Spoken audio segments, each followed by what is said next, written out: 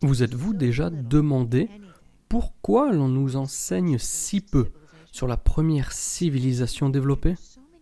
Surtout lorsque cela nous présenterait de nombreux éléments qui font toujours partie de notre quotidien. Pourquoi garder autant de mystères autour des Sumères, originaires de Mésopotamie ? Car après tout, ce sont eux qui ont développé les premiers calendriers basés sur le cycle lunaire, la mesure du temps, la roue, la charrue, les systèmes d'irrigation, les bateaux et même la première langue vient de chez eux. Et par-dessus tout, ce sont eux qui ont laissé les premières traces écrites de notre humanité. Bref, une bien belle contribution à notre histoire. So why aren't we taught more about this clearly advanced and influential civilization?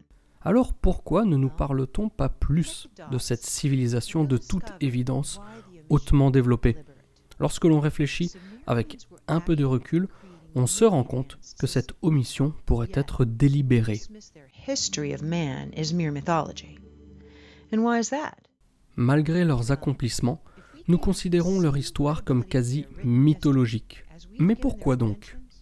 Peut-être parce que si nous attachions autant d'importance à leur histoire écrite qu'à leur invention, nous enseignerions une toute autre histoire de nos origines et comprendrions autrement le monde qui nous attend.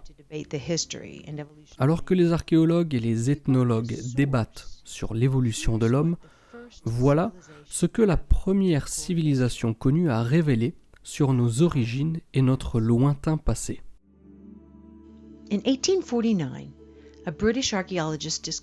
En 1849, un archéologue britannique découvre 14 tablettes sumériennes remontant à plus de 3400 avant Jésus-Christ. Alors que leur contenu se rapproche d'autres textes anciens, ces tablettes contiennent des informations uniques. Si elles mentionnent le père de la civilisation, sorte d'être suprême ultime, les tablettes nous disent que les créateurs, la Genèse, le Jardin d'Éden ou encore Adam et Ève, tous n'étaient que des dieux venus d'ailleurs pour agir sur terre. Otherworldly beings, or just plain out, they were aliens. The entire first two tablets explain who they were and where they were from. Les deux premières tablettes expliquent qui ils étaient et d'où ils venaient. La tablette numéro 3 nous parle des 6 jours de création, ou autrement dit, la colonisation de la Terre. Elles expliquent ensuite comment les hommes ont été manipulés génétiquement par ces êtres, et dont l'évolution ne s'est pas faite au hasard. Même la technologie issue des Sumères proviendrait de ces êtres. Donc maintenant, êtes-vous sûr de ne pas vouloir en savoir plus sur l'histoire des Sumères ? Voici donc une sélection de légendes issues de ces 14 tablettes et les liens que l'on peut tisser avec d'autres sources de textes anciens. D'après les tablettes sumériennes, il y a 445 000 ans, les dieux créateurs sont venus sur Terre. À cette époque, la Terre ne portait que des animaux sauvages non domestiqués, ainsi que des hominidés, ancêtres des premiers hommes primitifs. Ces êtres étaient appelés les Anunnaki, ce qui signifie ceux qui sont venus sur Terre depuis les cieux. Les Anunnaki habitaient une planète appelée Nibiru, une planète qui n'entre dans notre système solaire que tous les 3600 ans. Cette planète est décrite comme faisant plusieurs fois la taille de la Terre et pleine d'oxyde de fer, donnant à ses fleuves et ses rivières une teinte rougeâtre. D'après les tablettes, l'atmosphère de Nibiru aurait commencé à se détériorer, rendant la planète hostile. Afin de rétablir l'équilibre de leur atmosphère, les Anunnaki auraient eu besoin d'un élément, l'or. De manière intéressante, il est reconnu que des nanoparticules d'or peuvent être utilisées pour réparer l'ozone en faisant bouclier aux radiations solaires. C'est pour cela, par exemple, que la NASA utilise de l'or pour recouvrir ses stations spatiales. Au-delà des planètes connues de notre système solaire, il y a des débats sur des orbites irréguliers de 2 autres planètes pointant vraisemblablement vers le pôle gravitationnel d'une masse supérieure que l'on ne connaît pas. Now, detection of this mass traces back decades, but in October of 2017, NASA published an article. En octobre 2017, la NASA publie un article intitulé « La super Terre qui repasse à la maison pour le dîner ». Dans cet article, on peut lire qu'il existe dorénavant 5 courants d'observation permettant de supposer l'existence d'une 9e planète. Alors gardons cette planète à l'esprit, sans quoi nous nous poserions encore plus de questions. Il y a donc une réelle possibilité qu'une autre planète existe dans notre système solaire. Now, when the Anunnaki arrived, Les Anunnaki pouvaient vivre des milliers d'années et ont créé une colonie appelée Eridug, la station planétaire 1, dans le golfe Persique, sous les ordres de Enki. Les tablettes disent qu'après qu'un appareil soit descendu des cieux, il s'est posé à Eridug. descended from heaven, it was in Eridug. These visitors were not alone. They brought another extraterrestrial. Ces visiteurs n'étaient pas seuls. Ils étaient accompagnés de leurs servants, appelés les Igigi. Les Igigi étaient considérés comme inférieurs. Ils servaient les Anunnaki en exploitant l'or et devaient supporter de lourdes charges de travail, alors que la civilisation Anunnaki avançait dans le temps. Il s'agit d'un premier élément aussi présent dans les tablettes babyloniennes datant de 1800 avant Jésus-Christ. Tablettes dans lesquelles on peut lire ceci. Les dieux supportaient le labeur, portaient les charges. Ces charges étaient lourdes, la tâche ardue, les problèmes incommensurables. Les grands Anunnaki firent que les Igigi se chargent de ces tâches. After many centuries, the Igigi rebelled, mistakenly believing they could Après overcome plusieurs siècles, les Igigi se sont rebellés, pensant pouvoir s'émanciper de ces imposants maîtres. Mais leur défaite mit en péril leur race et les Anunnaki n'avaient plus de main-d'œuvre. C'est ainsi que Enki fut ordonné par son père Anu de créer génétiquement une nouvelle race de servants. Une race suffisamment intelligente pour gérer des tâches complexes, tout en restant docile au service des Anunnaki. Les détails de ces expériences sont donnés dans le mythe d'Atrahasis. De nombreuses créatures furent créées jusqu'à ce qu'il atteigne son but. Le résultat, un hybride entre l'Homo erectus et les Anunnaki eux-mêmes. Cet hybride, c'est l'Homo sapiens. The tablets called first man Les tablettes nomment le premier homme Adamu. En hébreu, Adam ou Adam veut dire homme. Les Anunnaki mirent les Homo sapiens au travail dans les mines d'or et ailleurs en Mésopotamie. According to the pictographs and texts, D'après les pictographes et textes, les Anunnaki, qui ont vécu plusieurs centenaires, étaient géants comparés aux Homo sapiens. Étant donné que leur rôle était de servir les Anunnaki, les Homo sapiens reçurent en échange éducation et aptitude pour la vie en société et dans les affaires, sans oublier l'accès à la technologie.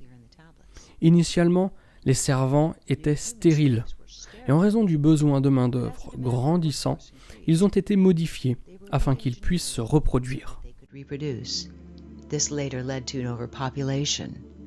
So later, many humans were banished from the safety. La surpopulation arrive rapidement et de nombreux humains se voient expulsés de leur propre ville. C'est de là que serait née l'histoire du Jardin d'Éden et de l'expulsion du paradis pour avoir succombé au plaisir de la chair et de la procréation. Alors que les humains deviennent plus intelligents, certains Anunnaki se mélangent avec ces derniers. Les enfants nés de cette union interdite étaient appelés les Néphilim. Les tablettes disent que ce type de pratique rendait furieux Enlil, le roi Anunnaki de l'époque et frère de Enki. Enlil wanted to ensure no human would ever rise to power. Enlil voulait s'assurer qu'aucun humain n'accède au pouvoir et remplace un jour un Anunnaki. Malheureusement, les mélanges entre les deux races se firent plus fréquents et le risque augmentait sans cesse sans qu'ils ne puissent faire quoi que ce soit. C'était sans compter sur la nature qui réservait aux humains un moyen de contrôler la population tout à fait particulier. Nibiru's orbit created havoc on the sun.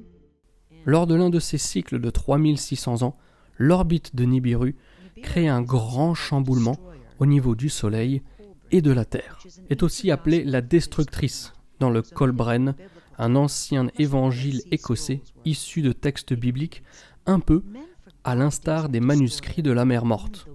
On peut y lire ceci. Les hommes ont oublié les jours de la Destructrice.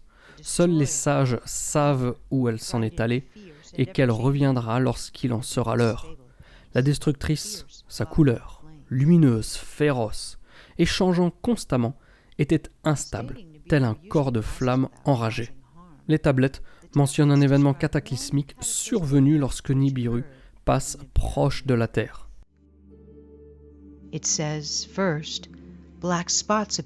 Le champ magnétique de la Terre s'affaiblit, les températures augmentent et les glaces fondent. Cet événement, c'est le déluge.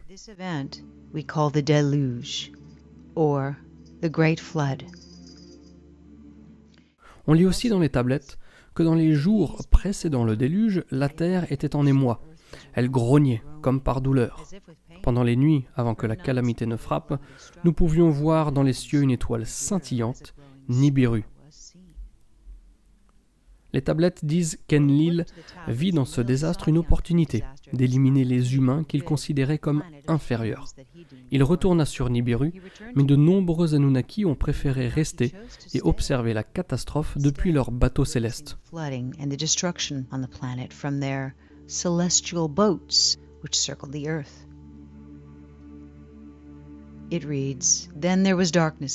On lit ensuite dans les tablettes.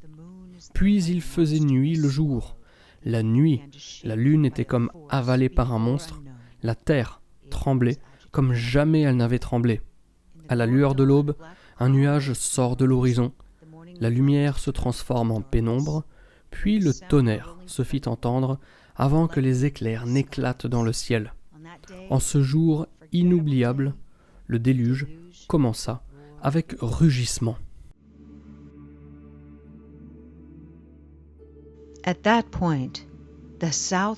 À ce moment, les calottes glaciaires du pôle sud entrent en collision et tombent dans l'océan. Des tsunamis se forment et remontent au nord, jusqu'aux mines d'or d'Afrique du Sud-Est. Le tsunami poursuit sa route jusqu'à ce qu'il submerge la ville d'Éden, une des premières colonies Anunnaki sur Terre, située au sud du golfe Persique actuel. Voyant ceci, Enki est pris de compassion pour ses créations et indique à ses préférés de construire des bateaux.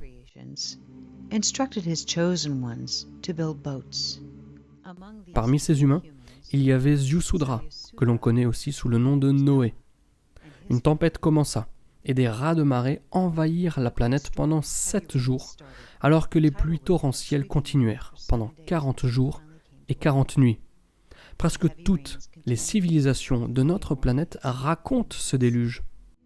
The story of the deluge is recorded in almost every civilization on our planet. Core ice samples taken from Greenland.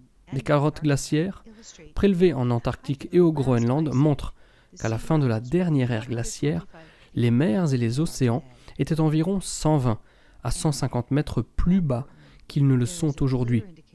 Mais plus intéressant encore, ces carottes indiquent une montée des eaux anormalement rapide. Après le déluge, la construction d'un nouvel appareil spatial commence. Les textes expliquent que les Anunnaki construisent cet appareil selon la position des étoiles dans le ciel, et on peut lire ceci.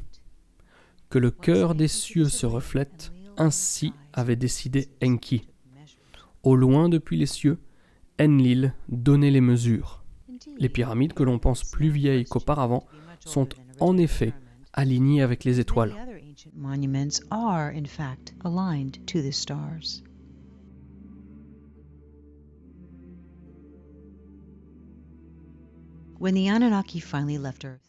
Lorsque les Anunnaki quittent la Terre, leur influence était omniprésente aux 4 coins du monde, de Mésopotamie en Inde et jusqu'en Amérique du Sud. Avant de partir, ils ont fait don aux hommes de la civilisation sumérienne qui était inexplicablement développée pour son époque, comme si elle était apparue de nulle part, dans une forme et une organisation déjà abouties. Les Anunnaki ont enseigné leur façon de vivre en établissant des monarques. Là où cela devient intéressant est que les rois agissaient comme leurs émissaires sur terre et dirigeaient les peuples en vertu des principes anciens. À l'insu des peuples, les lignées de sang furent manipulées par les Anunnaki, ce qui expliquerait le refus des classes nobles et supérieures de se mélanger avec le reste du peuple. Certains vont même jusqu'à spéculer que les Anunnaki ont pu garder le contrôle de l'évolution humaine depuis des milliers d'années grâce justement à ces lignées de noblesse. D'autres se réfèrent plutôt aux tablettes et pensent que Nibiru refera son apparition dans le système solaire avant que les Anunnaki ne reviennent instaurer un peu d'ordre dans la race qu'ils ont créée. Ceci pourrait expliquer les secrets qui entourent l'histoire des Sumères. Toujours est-il qu'un nouveau cycle est à l'approche et que maintenant que vous savez ce que certains peuples anciens révélaient sur nos origines, il ne vous reste qu'à décider qui croire. You'd like to decide.